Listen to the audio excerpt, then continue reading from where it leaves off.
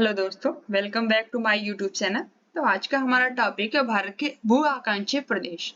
आज हम सीखेंगे कि भारत के भौगोलिक दृष्टि भारत को कितने भागों में डिवाइड किया गया और इन हर क्षेत्र के बारे में विस्तृत अध्ययन करेंगे। देखिए, तो भारत के भू आकांक्षी प्रदेश में भारत, ये यहाँ पे देख लीजिए आप, उत्तर पूर्वी हिमालय और उत्तर भारत का विशाल मैदान है, भारतीय मरुस्थल, भारतीय प्रायद्वीपीय पठार है, तटीय मैदान और द्वीप समूह के अंतर्गत बांटा गया है। भारत एक विशाल देश है जिसमें अनेक धरातलीय विविधताएं, विषमताएं और जटिलताएं पाई जाती हैं। यहाँ ऊंचे ऊंचे पर्वत, पठार और समतल मैदानी भाग पाए जाते हैं। इनकी विद्यमानता के परिणाम स्वरूप भारत का भू आकृतिक प्रादेशिकरण अत्यंत कठिन कार्य है। भूगर्भिक संरचना, भौतिक आकृति तथा स्थिति को आधार मानकर भारत को निम्नलिखित वर्गों में विभाजित किया गया है, जैसा कि आपने ऊपर देखा यहाँ पे। उत्तर एवं उत्तर पूर्व हिमालय, उत्तर भारत का विशाल मैदान, भारतीय मरुस्थल, भारत का प्रायद्वीपीय पठार, भारत का तटीय मैदान, भारत के द्वीप समूह। पहला टॉपिक आपका उत्तर एवं उत्तर पूर्व हिमालय। उच्च धरातल हिमाच्छादित चोटियों, गहरा और कटा-फटा धरातल, पूर्वगामी प्रवाह, जल प्रवाह, जटिल भूगर्भीय संरचना और उपोष्ण अक्षांशों में मिलने वाली शीतोष्ण सघन वनस्पति आदि विशेषताएं भारत के इस पर्वतीय भाग को अन्य धरातलीय भूभागों से अलग करती हैं। पूर्व से पश्चिम दिशा में इसकी लंबाई 2400 किलोमीटर, देशांतरी फैलाव 22 डिग्री देशांतर माना जाता है। इसकी चौड़ाई 160 से 500 किलोमीटर के बीच मानी जाती है। इसकी औसत चौड़ाई 6000 मीटर है। यह नवीन वलित पर्वत है।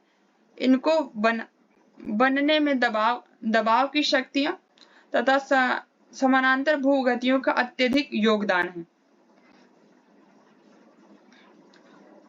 उत्तर भारत का विशाल मैदान, भारत के महान विशाल मैदान के दक्षिण में स्थित है।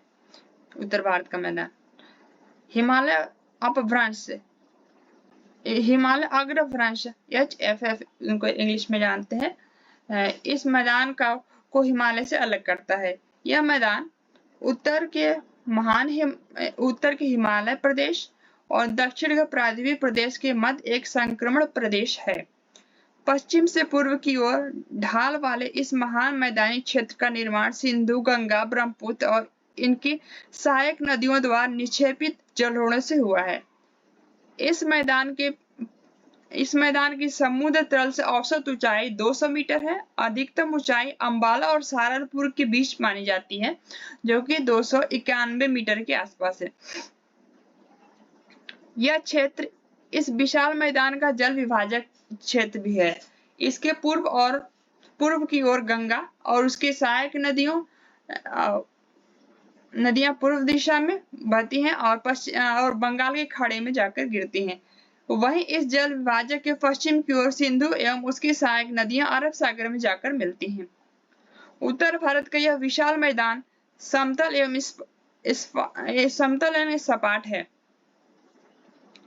जिसका औसत ढाल 20 सेंटीमीटर प्रति किलोमीटर है।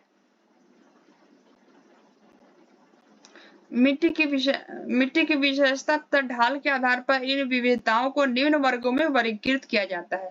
पहला आपका है भावर मैदान। यह शिवालिक के दक्षिण में स्थित है तथा इसका विस्तार पश्चिम से पूर्व दिशा में सिंधु नदी से तीस्ता नदी तक हुआ है।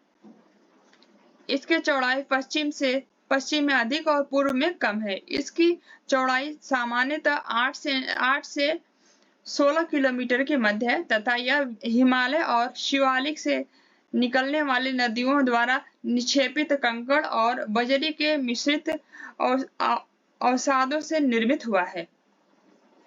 भावर की सांद्रता इतनी अधिक है कि छोटी नदियां, जिसे चोस एवं राओस भी कहा जाता है, इस क्षेत्र में विलुप्त हो जाती हैं। केवल बड़ी नदियां ही इस पर बहती हुई दिखाई देती हैं। यह क्षेत्र फसलों की खेती के लिए उपयुक्त नहीं है। लंबी जड़ों वाले बड़े वृक्ष की ही यहाँ फल फूल पाते हैं। इस मैदान के अधिकांश निवासी मवेशी पालन करने वाले होते हैं। तराई का मैदान। भावर के दक्षिण में 15 से 30 किलोमीटर चौड़ी तराई की पट्टी पाई जाती है। इस मैदान में भावर में लुप्त हुई नदियां फिर से भूतल पर प्रकट हो जाती हैं। यह तराई क्षेत्र पूर्व की ओर अपेक्षाकृत अधिक चौड़ा, विशेषकर ब्रह्मपुत्र घाटी में है। अत्यधिक वर्षा के कारण यह दलदली एवं अत्यधिक नमी वाला प्रदेश है और मच्छरों से भरा रहता है, जिसके कारण मलेरिया की अत्यधिक संभावना बनी रहती है। यहाँ घने जंगल और वन्य जीवों की प्रचुरता मिलती है। शिवालिक के किनारे पर स्थित यह क्षेत्र कभी घने जंगलों और जंगली घासों का एक दलदली प्रदेश था। आज पूरा का पूरा कृषि कार्यों के लिए तैयार किया जा चुका है। वर्तमान में तराई प्रदेश गन्ने, गेहूं, चावल, मक्का, तिलहन, दलहनों और चारे की खेती के लिए प्रसिद्ध है। बांगर का मैदान।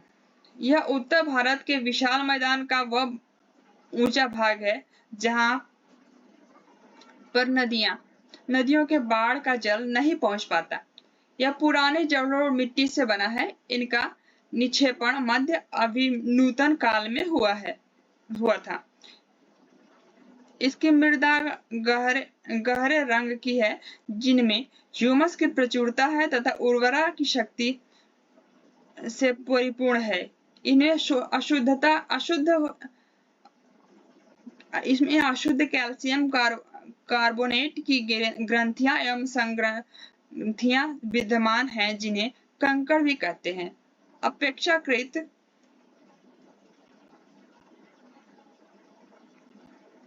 शुष्क क्षेत्रों में इनमें लवणीय तथा क्षारीय क्षेत्र भी विकसित हुए हैं, जिन्हें रेह, कल्हर एवं धूर के नाम से भी पुकारा जाता है। इन्हें स्थानीय भाषा में भी इस नाम से जाना जाता है।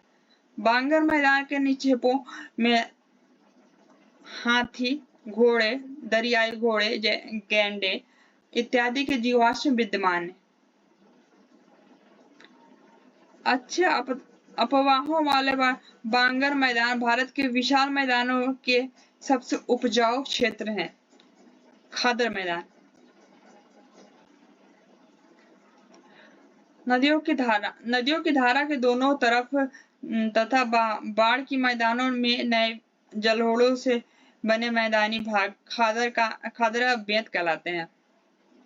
हर साल वर्षा ऋतु में खादर प्रदेश में नदियों द्वारा नई मिट्टी का परत बिछा दी जाती है, जिसमें इन मैदानों की उर्वरता बनी रहती है।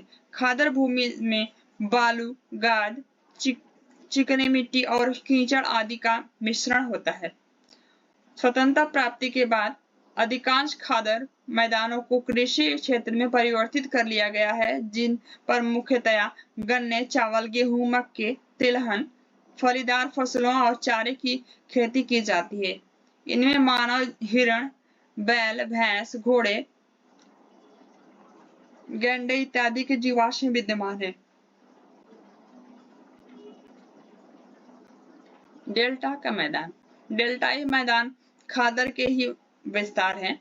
यह गंगा नदी के निचले भागों में लगभग 1.9 लाख वर्ग किलोमीटर में विस्तृत है। नदी के बहाव के कम होने के कारण गाद के महीन कण नदी मुहाने के पास पर जमा हो जाते हैं, जिसके परिणाम स्वरूप डेल्टा का निर्माण होता है। यह वास्तव में एक उच्च निक्षेपण प्रदेश है। दलदली डेल्टाई मैदान मुख्यतया पुराने पुराने पंख एवं नए पंख से बने होते हैं। डेल्टा प्रदेश की उच्च भूमि को चार तथा दलदली भूमि को बिल के नाम से जाना जाता है। गंगा के डेल्टा को सक्रिय डेल्टा के नाम से गंगा के डेल्टा के सक्रिय डेल्टा के होने के कारण इसका बंगाल की खाड़ी की ओर निरंतर विस्तार हो रहा है। भारतीय मरुस्थल